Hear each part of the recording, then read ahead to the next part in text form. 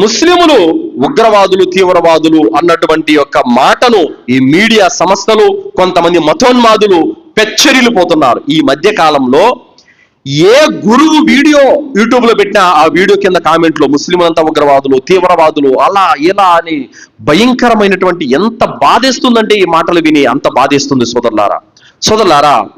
ఎవడో ఎక్కడో ఆఫ్ఘనిస్తాన్ లో బాంబు వేస్తే ఇండియాలో ఉన్న ముస్లింలందరూ ఉగ్రవాదులు అయిపోతారా అండి?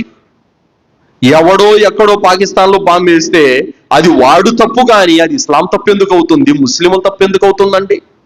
కనీసము ఎవడైనా ఇంకిత జ్ఞానం ఉన్నోడు ఇలాంటి మాటలు అనగలుగుతాడా? ఇది కూడా ఒక భయంకరమైన కుట్ర. ఏంటి? ముస్లిములను తీవ్రవాదులుగా, ఉగ్రవాదులుగా ప్రపంచానికి చూపించాలి. వాస్తవానికి మీరు గనక పరిశీలన చేసినట్లయితే భారతదేశమే తీసుకోండి, 125 కోట్ల జనాలలో ఈ రోజు నేరాలు చేసిన వాళ్ళల్లో ముస్లిములు ఎక్కువ ఉన్నారా, ముస్లిమేతరులు ఎక్కువ ఉన్నారా? చూడండి ఒకసారి. ఒక డైలాగ్ వాడుతున్నారండి, ఉగ్రవాదులు, ముస్లిములంతా ఉగ్రవాదులు కాదు కానీ ప్రతి ఉగ్రవాది ముస్లిం అనేటువంటి డైలాగ్ వాడుతున్నారు. ఓకే, మరి జైలులోకి వెళ్ళి చూడండి, కేసులు తిరిగేయండి, నేరాలు చేసిన వాళ్ళ లిస్టు తీయండి, ఏ మతం వారు ఎక్కువ ఉన్నారో మీ యొక్క డ్రామా అంతా బయటపడిపోతుంది. ఎవరు ఎక్కువ ఉన్నారు? నేరాలు ప్రతి మతం వాడు చేస్తాడు.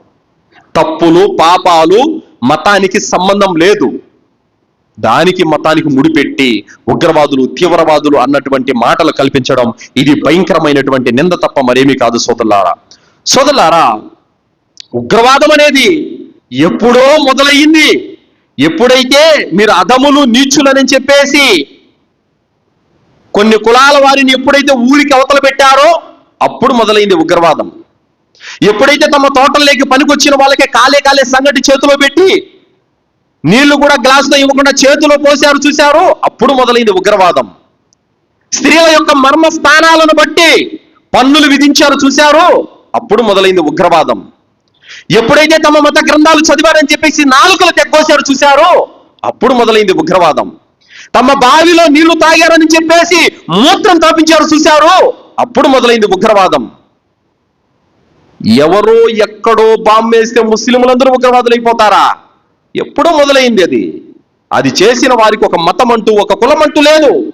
ఎవరైనా చేస్తారు అది. దానికి ప్రత్యేకంగా ముస్లిములను అంటగట్టడం అనేది ఇది సరైనటువంటి విధానము కాదు సోదరులారా. ఎవరికి ఇవ్వాలి బిరుదు? ఎవరికి ఇవ్వాలి ఇలాంటి ఉగ్రవాదులు, తీవ్రవాదులు అన్నటువంటి బిరుదు? ఎవరైతే కట్టుకున్న భార్య అన్నటువంటి కనికరం కూడా లేకుండా ముక్కలు నరికి కుక్కర్లో ఉడకబెట్టి ఎండబెట్టి సాక్ష్యాలు కూడా లేకుండా రూపుమాపారు చూశాడు, అలాంటి దుర్మార్గులకి ఇవ్వండి ఉగ్రవాదులని బిరుదు. ఎవడైతే అమావాస్య రోజున, సూర్యగ్రహణం, చంద్రగ్రహణం రోజున మాంత్రిక తాంత్రిక పూజల కోసం కన్న కూతురును కూడా పూజల కోసం బలిస్తున్నాడు చూశారు, అలాంటి దౌర్భాగ్యులకి ఇవ్వండి ఉగ్రవాదులు అన్న బిరుదు. ఎవరైతే ఆస్తుల కోసం కన్న తల్లిదండ్రులకు సేవ చేయకుండా అనాథాశ్రమాల్లో, వృద్ధాశ్రమాల్లో పడేస్తున్నారో, తల్లిదండ్రులను కూడా చూడకుండా కొట్టి చంపుతున్నారో, అలాంటి దౌర్భాగ్యులకి ఇవ్వండి ఉగ్రవాదులు, తీవ్రవాదులు అన్నటువంటి బిరుదు. అక్రమ సంబంధాల కోసం అన్నదమ్ములు కట్టుకున్నటువంటి భార్యను కడతీర్చేటువంటి దౌర్భాగ్యులు ఉన్నారు కదా, అలాంటి వారికి ఇవ్వండి తీవ్రవాదులు, ఉగ్రవాదులు అన్నటువంటి బిరుదు. అలాంటి వారికి ఇవ్వరండి.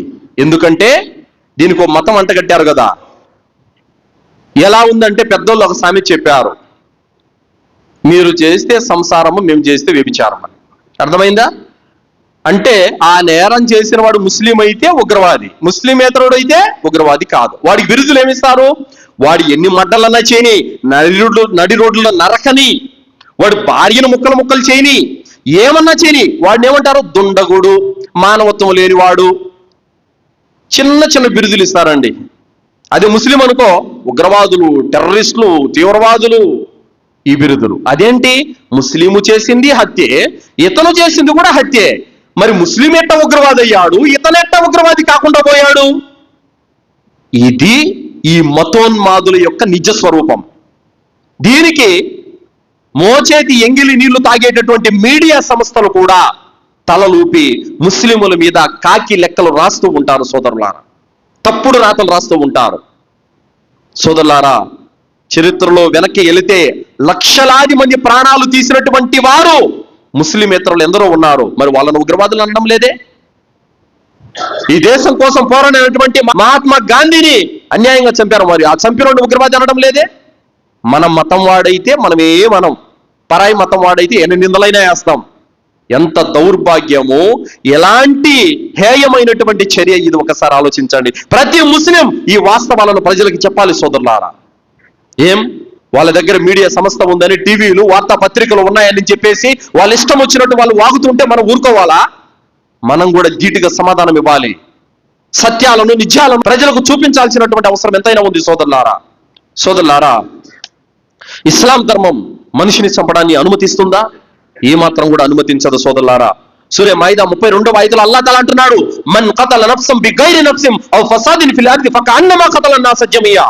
అకారణంగా ఒక మానవుణ్ణి చంపితే సమస్త మానవులను చంపిన దాంతో సమానము. ఎవరైనా ఒక మానవుడి ప్రాణాన్ని రక్షిస్తే సమస్త మానవుల ప్రాణాలను కాపాడిన దాంతో సమానం అని చెప్పాడు అల్లాహ్. అన్యాయంగా ఒక ప్రాణాన్ని తీస్తే అల్లాహ్ ఒప్పుకోవడం లేదు. ఒక స్త్రీ పిల్లికి తిండి పెట్టకుండా కట్టేస్తే ఆ పిల్లి చనిపోయింది. దాని కారణంగా అల్లాహ్ ఆమె నరకానికి పంపించాడు. కుక్కకు నీళ్లు తాపించిన కారణంగా వ్యభిచారిని మన్నించి స్వర్గానికి పంపించాడు అల్లాహ్. చిన్న ప్రాణులను చంపితేనే అల్లాహ్ ఒప్పుకోవడం లేదు. మానవులను చంపితే అల్లాహ్ ఒప్పుకుంటాడా? ఎవడో ధర్మం తెలియని, ఖురాన్ హదీసు జ్ఞానం లేనటువంటి దౌర్భాగ్యుడు ఎవడో బాంబు వేస్తే ముస్లింలందరూ ఉగ్రవాదులు అయిపోతారా? ఎంత అన్యాయమో, ఎంత దౌర్భాగ్యం ఇది అసలు. నిజంగా ముస్లిం సమాజం మీద తీవ్రమైనటువంటి నిందలు తప్ప ఇందులో ఎలాంటి వాస్తవాలు కూడా లేవు సోదరులారా.